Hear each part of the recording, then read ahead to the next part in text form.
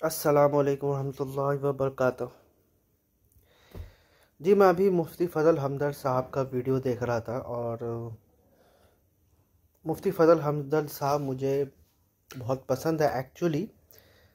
हालांकि उनका इख्तलाफ मोहम्मद अली मिर्ज़ा से है और अल्लामा जावेद अहमद गामदी साहब से है, जो कि मेरे मतलब मोस्ट फेवरेट है। लेकिन फिर भी मैं मुफ्ती फ़ज़ल हमदर्द साहब को पसंद करता हूँ, इसलिए क्योंकि उनका जो मौक़िफ़ रहता है और उनका जो टॉपिक रहता है वो बहुत ही डिफरेंट रहता है, एक डिफरेंट पर्सपेक्टिव वो लाते हैं। तो उस हिसाब से मुझे मुफ्ती फ़ज़ल हमदर्द साहब बहुत पसंद है। कुछ चीज़ें मुझे उनकी नापसंद भी है, वो मैं इंशाल्लाह बताऊंगा, लेकिन मेरे पसंद नापसंद होने से कुछ नहीं होता। ओवरऑल उनकी जो पर्सनैलिटी है बहुत अच्छी पर्सनैलिटी है। तो वो अभी जो है वो शिया सुन्नी इश्यूज़ पे बहुत बोल रहे हैं और ज़्यादातर उनका रुझाव जो लगता है वो शियों की तरफ ज़्यादा लगता है। और इसमें इन प्रिंसिपल कुछ गलत बात नहीं है कि जस्ट बिकॉज उनका जो रुझान है शियों की तरफ है तो वो गलत हो गए, ऐसी बात नहीं है, ठीक है। लेकिन मैं क्या कहना चाह रहा हूँ, मैं ये कहना चाह रहा हूँ कि ये चीज़ हमारे अली भाई भी करते हैं और मैं एक्चुअली इस मसले पे जो हूँ, शिया सुन्नी मसले पे गामदी साहब का फ़ैन होने के बावजूद भी मुझे जो है इंजीनियर मोहम्मद अली मिर्ज़ा और मौलाना इशाक का जो पॉइंट ऑफ व्यू है और इवन उसमें थोड़ा बहुत मुफ्ती फ़ज़ल हमदर्द साहब का जो पॉइंट ऑफ व्यू है वो ज़्यादा बेटर लगता है, ठीक है। लेकिन एक और चीज़ मैं बताना चाहता हूँ कि जो उसूल है गामदी साहब का कि कुरान इख्तलाफ का जो है, और ये सिर्फ गामदी साहब को सुनने, कुरान खुद बोलता है कि हम इख्तलाफ सॉल्व करने ही आए हैं। तो इख्तलाफ सॉल्व करने के लिए, जो शिया सुन्नी इख्तलाफ सॉल्व करने के लिए जो मनहज, जो उसूल है वो क्या होना चाहिए, आप देखिएगा कि जब भी हम लोग यहूद और नसारा से बात करते हैं तो कुरान उसके ऊपर क्या बोलते हैं, ताला इला कलिमतिन सवाइन बैनना व बैनकुम अल्ला नअबुदु इल्लल्लाह वला नुश्रिकु बिही शै। और हम लोग जो है lords and patrons other than Allah हम लोग नहीं लेंगे। ये चीज़ कुरान बोलता है कि आप ताला इला कलिमतिन सवाइन बैनना व बैनकुम, कि हम लोग जो है जो कॉमन टर्म्स है उस पर आएंगे। तो जब यहूद और नसारा से कॉमन टर्म्स क्या है, यहूद और नसारा से कॉमन टर्म्स है तौरात और इंजील, ठीक है। तो उसी तरह से शिया और सुन्नी में कॉमन टर्म क्या है, क्या शिया और सुन्नी में बुखारी, मुस्लिम, अबू दाऊद, उसूल काफ़ी और बिहारुल अनवर, नहजुल बलागा, ये सब है, या शिया सुन्नी के जो कॉमन टर्म्स है वो कुरान है। तो जाहिर सी बात है कुरान है, of course there is no price for guessing it. तो हाँ, जो शिया सुन्नी के जो ये है वो मुझे ऐसा लगता है कि कुरान से ही सॉल्व होंगे, क्योंकि ये आप अगर बुखारी मुस्लिम को भी कोट करोगे कि तुम्हारी किताबों में ये लिखा हुआ है तो बुखारी मुस्लिम की तावील हो जाएगी। दूसरी बात ये है कि बुखारी मुस्लिम में अगर शिया ये बोलते हैं कि देखो अहले बैत के कितने फ़ज़ाइल है, अहले बैत से उनका मुराद जो है पंचतक पाक होता है। तो दूसरी तरफ सुन्नी भी बोल सकते हैं कि देखो अगर उनकी फ़ज़ाइल है वो तो हम लोग मानते हैं, तो फ़ज़ाइल तो इनके भी है, अबू बकर जो खुलफाए सलासा है उनके भी फ़ज़ाइल आपको बुखारी मुस्लिम में मिल जाएंगे। तो शिया ये बोलते हैं नहीं नहीं नहीं, वो सब फ़ज़ाइल जो है ना बनु उमैया ने गढ़े हैं। तो बात तो ठीक है, चलो ठीक है, तो for the sake of argument agreed कि अबू बकर, उमर, उस्मान रज़ी अल्लाह अन्हुम अजमईन के जो फ़ज़ाइल है वो बनु उमैया ने गढ़े हैं, ठीक है। तो फिर कोई आदमी ये भी बोल सकता है कि अली, हसन, हुसैन, फ़ातिमा रज़ी अल्लाह अन्हुमा व अलैहिस्सलाम के जो फ़ज़ाइल है वो बनु अब्बास ने गढ़ा है, क्योंकि हदीस तो कंपाइल हुई है बनु अब्बास के दौर में। तो बोलने वाले तो ये भी बोल सकते हैं। तो इसका हल क्या है, इसका हल ये है कि जब भी कोई डिफरेंस हो तो बुखारी, मुस्लिम, अबू दाऊद या फिर उसूलुल काफ़ी के तरफ नहीं जाके जो है हमें कुरान के तरफ जाना चाहिए। क्योंकि हदीसों का क्या है कि एक पार्टी उसको मानती है और एक पार्टी, दूसरी पार्टी उसको नहीं मानती है, लेकिन ऐसा मुस्लिम कुरान तो सब मानता है। तो कुरान क्या कहता है, कुरान जब स्टार्ट होता है तो बोलता है इय्याका नअबुदु व इय्याका नस्तईन, कि हम तुम्ही से मदद मांगते हैं और हम इबादत भी तुम्ही से करते हैं। तो किसी भी गैरुल्लाह से मदद मांगना ये अलाउड नहीं है। और फिर अल्लाह सुब्हानहू व तआला ने और मज़ीद इसको बाकी के कुरान में वाज़ह किया है कि इससे मुराद जो है दुआ है। ठीक है, बार बार जो है ये चीज़ आता है कि जिसने अल्लाह के सिवाय दुआ मांगा, ऐसे करके जो है ये चीज़ और इसको एक्सपेंड करती है। पूरा कुरान जो है एक्चुअली सूरह फातिहा की ही तफसीर है। तो कोई बंदा ये फालतू का एक्सक्यूज़ लाता है कि तुम क्या डॉक्टर को नहीं दिखाओगे, अम्मी से क्या रोटी मांगना शिर्क है, वो उसको बोलो कि अपना दिमाग का इलाज करवाए। जब तुम्हारी अम्मी मर जाएगी उससे फिर रोटी मांग के दिखाओ। जब तुम्हारी अम्मी मर जाएगी ना तब रोटी मांग के दिखाओ, मैं भी देखता हूँ कैसे देती है तुम्हारी अम्मी रोटी। जब कोई डॉक्टर मर जाएगा उसके बाद उससे जो है ये मांग के दिखाओ। या जिसको तुम शहीद मानते हो, ये लोग बोलते हैं ना कि नहीं वो लोग अपने वो लोग जो है आखिर वो लोग ज़िंदा है, उनको मुर्दा मत कहो। तो ठीक है ना, तुम जाके किसी शहीद जिसको तुम शहीद मानते हो उससे रोटी लेके दिखाओ, उससे कपड़ा लेके दिखाओ, फिर बात करते हैं। तो ये सब फालतू के लॉजिक्स में हमें पढ़ना नहीं चाहिए। उसके बाद कुरान क्या कहता है? कुरान ये कहता है सहाबा को, कुंतुम खैरा उम्मत उखरिजत लिन्नास, कि तुम सबसे बेहतरीन उम्मत हो। तो यहाँ पर शियों को देखना चाहिए कि जो सबसे बेहतरीन उम्मत है उसको तो आप छोड़ के रखे हो। और ये सबको कहा है, सिर्फ अहले बैत को नहीं कहा। उस ज़माने में अहले बैत कौन थे? अली थे। जब कुरान नाजिल हो रहे अली थे, हसन थे, हुसैन थे, बस ये, और फातिमा रज़ियल्लाहु अन्हा थी। और बाकी कौन थे? बाकी तो उनकी जितनी भी औलाद है वो तो बाद में पैदा हुई है ना। उस ज़माने में कौन थे? तुम सबसे बेहतरीन उम्मत हो, ये कौन है? तो कॉन्टेक्स्ट भी दिखा रहा है कि वो लोग कौन थे। उहद के बाद की वाली ये आयत है। ठीक है, उसके बाद कुरान क्या कहता है? कुरान जो है सिर्फ इतना ही नहीं कहता, कुरान फिर ये भी कहता है सूरह तौबा में कि सहाबा की भी 3 कैटेगरीज़ है। और वो 3 कैटेगरीज़ क्या है सहाबा के? अल-साबिकून व अव्वलून मिनल मुहाजिरीन वल अंसार। साबिकून और अव्वलून है, तो यहाँ पर भी शियों को चाहिए जो साबिकून और अव्वलून जो सहाबा है उनकी वो रिस्पेक्ट करे। उसके बाद वल्लज़ीना तबऊ बि एहसान की, जो उनकी इत्तिबा करे उनके ऊपर रज़ियल्लाहु अन्हु व रज़वान। फिर मुनाफिकीन है। और उसके बाद कुछ ऐसे भी लोग हैं रसूलुल्लाह सल्लल्लाहु अलैहि वसल्लम के यहाँ जिसके मिले जुले अमाल है। यहाँ पर सुन्नियों को भी देखना चाहिए कि मिले जुले अमाल वाले सहाबी कौन है। और सूरह तौबा जब आखिरी में रिवील होने वाली सूरह है, तो तब तक मुझे ऐसा लगता है कि मुआविया रज़ी अल्लाह अन्हु तक इस्लाम कबूल कर चुके थे।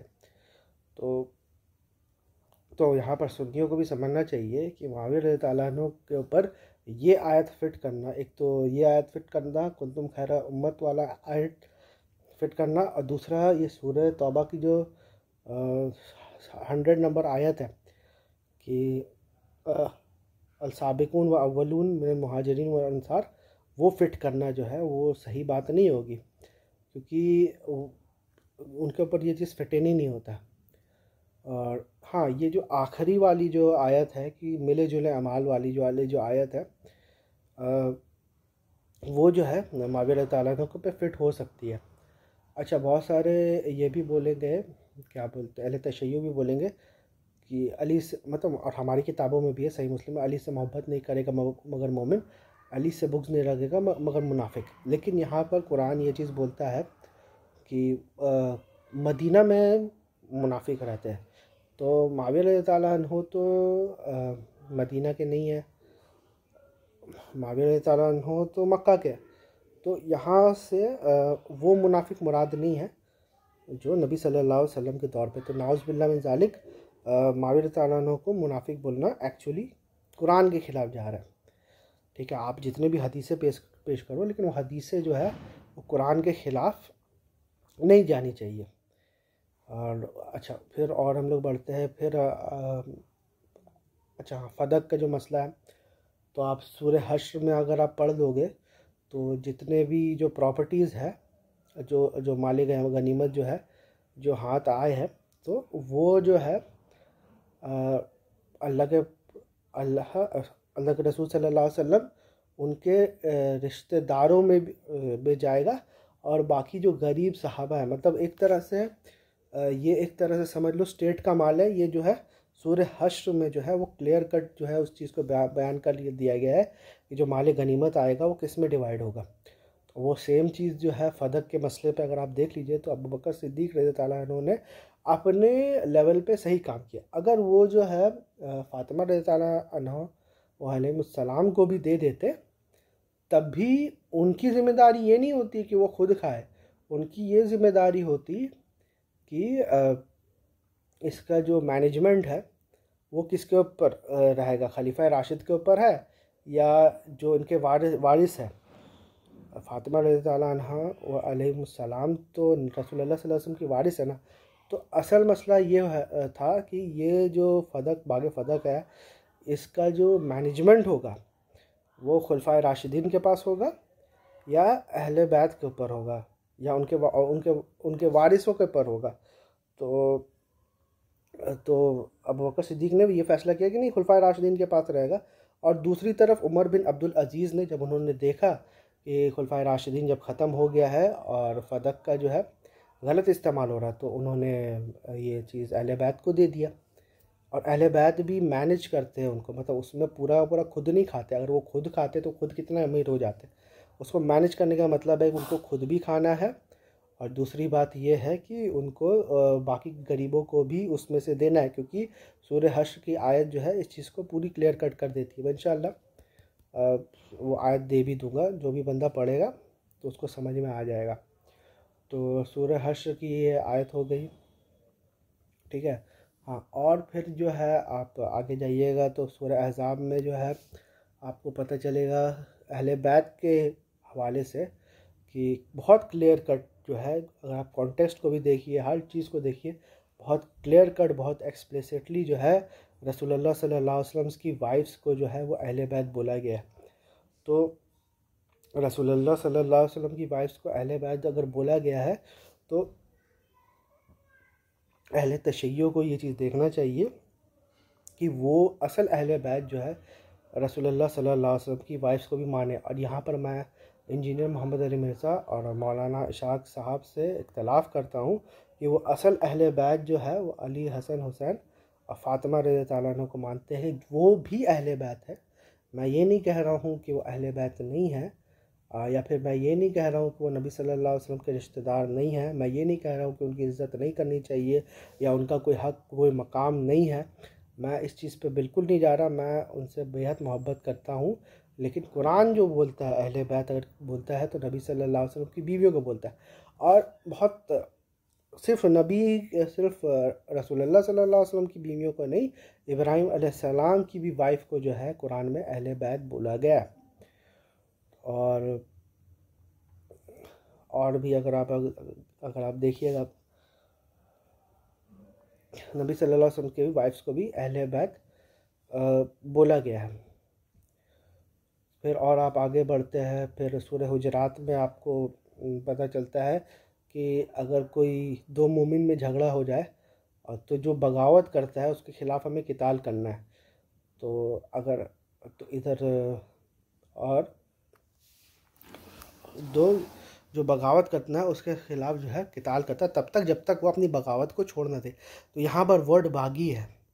तो इससे हमें ये पता चला कि अगर हम जो है अली रज़ियल्लाहु अन्हु अलैहिस्सलाम को खुलफाए राशिद मानते हैं, खलीफा राशिद मानते हैं, तो हमें ये भी मानना पड़ेगा कि माविया रज़ियल्लाहु अन्हु की तरफ से बगावत हुई है, या दोनों में से किसी एक को तो बागी मानना ही पड़ेगा। तो मेरा भी और सबका यही है कि भले ही कुछ लोग बोलते हैं कि इज्तिहादी गलती है जो भी है, लेकिन पॉलिटिकल टर्म्स में ये वर्ड बागी तो कुरान में आ गया है, ठीक है। मैं अभी हदीस अम्मार पे नहीं जा रहा, क्योंकि अगर मैं हदीस अम्मार पे जाऊंगा तो आधे लोग उसको सही बोलेंगे, आधे लोग उसको ज़ईफ़ बोलेंगे। हदीस का नेचर ही ये है कि कोई भी उसको अपने उसूल के बुनियाद पे रिजेक्ट कर सकता है और अपने उसूल के बुनियाद पे उसको गढ़ भी सकता है। तो मैं ये नहीं बोल रहा हूँ कि हदीस अम्मार सही है या गलत है, मैं इस पर बहस ही नहीं कर रहा हूँ। मैं सूरह हुजरात की आयत के ऊपर बात कर रहा हूँ, जिसमें ये साफ तौर पे लिखा हुआ है अगर कोई बागी गिरोह जो है अगर दो मोमिन में झगड़ा हो तो बागी गिरोह के ऊपर जो है उससे क़िताल करो। तो इससे ये भी समझ में आता है कि माविया रज़ी अल्लाह अन्हु का जो गिरोह है वो हक़ पे नहीं था, ठीक है। और उसके बाद तो इससे जो है गामदी साहब की भी जो है एक तरह से एक नफ़ी हो जाती है कि वो, क्योंकि माविया रज़ी अल्लाह अन्हु को बागी गिरोह नहीं बोलते थे। हालांकि गामदी साहब के भी उसूल के हिसाब से सूरह हुजरात वो सूरह है जो एक्चुअली रसूलुल्लाह सल्लल्लाहु अलैहि वसल्लम की बाद के हालात के ऊपर, जो आने वाले हालात है उसके ऊपर बेसिस है। तो इससे ये भी साबित होता है कि माविया रज़ी अल्लाह अन्हु का जो स्टैंड था, या कोई भी जो थे खलीफा राशिद के अगेंस्ट, चाहे वो उस्मान रज़ी अल्लाह अन्हु के अगेंस्ट थे या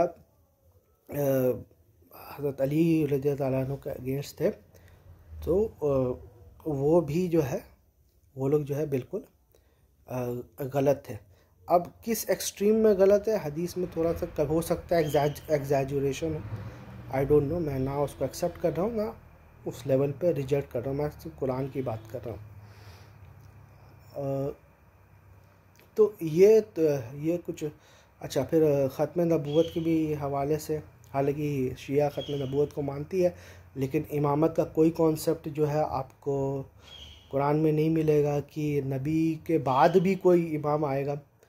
तो इधर इमामत की भी नफ़ी हो जाती है, इधर विलायत की भी नफ़ी हो जाती है, और फिर आपको जो है महदी का कोई ज़िक्र नहीं कुरान में।